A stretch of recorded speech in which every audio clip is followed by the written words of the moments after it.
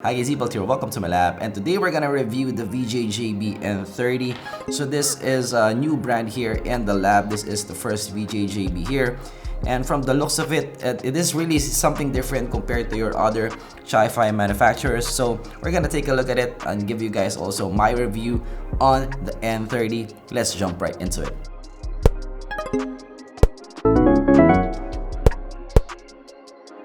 But we review budget-fi to mid-fi audio gear, so if you're into that, consider subscribing below.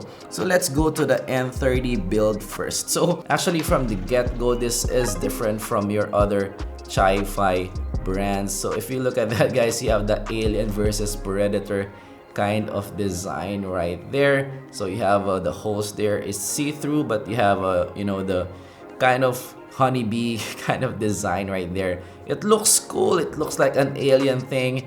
It may not be for everybody though, so that will be up to you if you like it or not. But this is definitely made of plastic, but I would say good quality plastic right here. So the tips, they're made of pretty soft material. This is definitely better than your KZ counterparts, so I like that. It's a gray as well. It's quite soft also, and it fits well in the ear. So here you have, this is something unique to this price range. This is around 2,500 pesos or around $50. You have an MMX connector right here. So let's pull it out.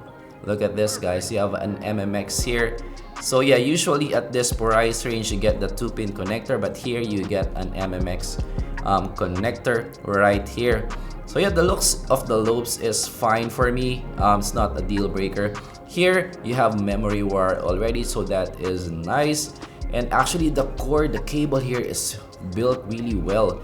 It feels substantial even if it's not a braided cable. It feels substantial. So first here, and the ear hooks part, it is soft. It is not the hard kind of memory here, and it has really some memory. So this is really comfortable in the ear compared to others that have a sort of a hard type of memory. There's too much memory in some earphones. So here in the cord, yeah, this feels really substantial. This is thick. And it feels nice as well. It feels really upscale. This is different compared to your other chi-fi brands. So you have a mic also right here, and yeah, this super plasticky. I wouldn't call it good build here. Also very good build fork right here. This feels like something like the Shure 215, so that is what it feels like. This feels more upscale compared to your KZ counterparts right here. So here in the plug part, you don't have an L plug though, so that is a minor gripe here, and you are branded with a hack kind of brand right here. So build wise, I would say that this is really well built. This is near the Shure in terms of the build. Feels like a tank. This feels like a tool compared to your chi-fi counterparts that it's not that substantial feeling. This doesn't have a lot of metal materials here, but this feels like a tool. It's not the luxurious kind of feel, it's the tool kind of feel, if that makes sense. So now let's go to the comfort and looks. So I'm gonna wear it now and show you guys how it looks like. So actually it will depend on you if you like this kind of look or not. But right off the bat, this fits super duper well in the ear, better than your KZ counterparts. This seals well also. So it may be the ear tip and also the shape of the lobes combination here. So this is how it looks like. It is flush in the ear. It feels like kind of organic in a way. For StarCraft players right there, this is like the Zerg, the BA10 is the Arteran, this is the Zerg. This feels, molds well with the air, and it seals well also. So yeah, if you're looking for something that seals well, maybe this is for you, and it doesn't protrude that much as well from your head. So yeah, comfort wise also, this feels quite comfortable. The ear hook, as I mentioned, is not that stiff, so it is comfortable at the back of your ear right here. Looks wise, again, it's subjective. I kind of digging it. It's not an everyday wear kind of thing, but if I want an accent in my ear, maybe there's something that I'll wear Comfort wise, this is something that I can wear maybe around 4 hours. Not the most comfortable fit that I have worn, but this is comfortable. This is I would say a notch up compared to your KZ counterparts that feels like there's a suction in your ear. So definitely this is a better experience comfort wise. So now let's go to the meat of our discussion, which is the sound. So right off the bat, this is a warm earphone. This is a bit bassy. So for those bass lovers out there, maybe this is for you. It reminds me of the TFZ Exclusive 3, but make it a bit less punchy. So the Exclusive 3 is really punchy. This is a bit less punchy. It has the sort of similarity in the warmth and the sound. So let's go to each part of the spectrum. So the highs here is there's a treble roll off here, much like the OM1, but the highs are good. It is well bodied. It doesn't sound tinny. It has that punchy kind of approach. It has that nice energy in the highs there. So I like the highs here. This is not the strong suit of this, but the highs here are good. The mids are layered well. It is a bit recessed. This is a slightly V-shaped earphone. So yeah, it is a bit in the background, but it's still layered well. It is also full bodied. It's not as thick compared to your TFZ S2. This is not the strong suit of this, but I would say this is forgivable in terms of mids. Now let's go to the bass. So the bass is actually the strong suit of this. The bass here is a bit boomy, sort of, you know, punchy, boomy. It's something in the middle, but it is in the boomy side. It has a lot of bass here, and the bass response here is substantial. So the bass is kind of forward in the mix as well. So sometimes it bleeds towards the mids, but I would say the bass here is the strong suit. This is for bassheads, people who like warmth in their sound. Soundstage here is bigger than your KZ counterparts, but not as big as TFZ. So it's something in the middle. Still off praise, I would say.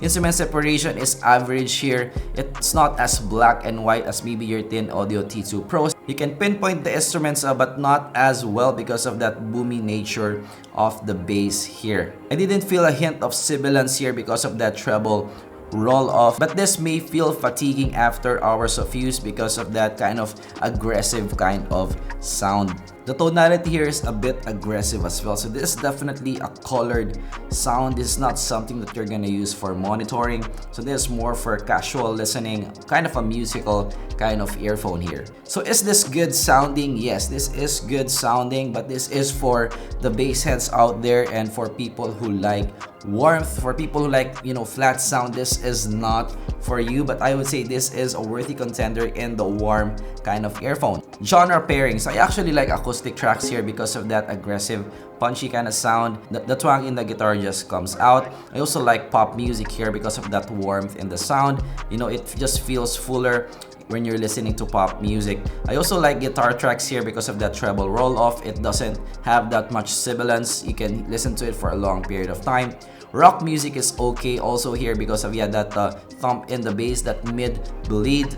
So it feels more full. The guitar tracks feel more full, the overdriven music there. Hip hop and EDM is also good here. So this is kind of a versatile earphone if you like warmth in your sound. This is not something that you're gonna use for monitoring. This is not something that you're gonna use for composing music.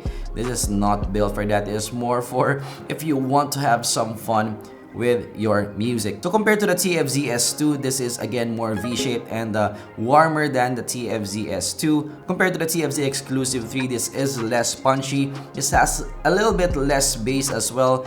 And the TFZ Exclusive 3 has more highs extension right there. This is more treble roll off. Compared to the OM1, this has a more punchy kind of sound. The OM1 has a more kind of relaxed sound. Compared to the AS10, this has a more boomy bass than the AS10. But in terms of signature, they're quite similar. You know, the warm kind of approach. But yeah, this has more boomy kind of bass. Okay, so verdict. So I like this. You know, this is not for everybody. This is for people who like bass and who likes warmth and their sound. The build is good. It's built like a tank. The warm signature is well done, I would say. It doesn't have sibilance here. The bass is boomy, but still you can hear each part of the spectrum. It's not overly done, and it's full bodied as well across the range. So this is a good sounding IEM. It's not for everybody, but I would say for $50, if you're looking for warmth in your sound, this is one of your best pickups in the range. Of course, big thanks to TechShop28 for lending me this review unit.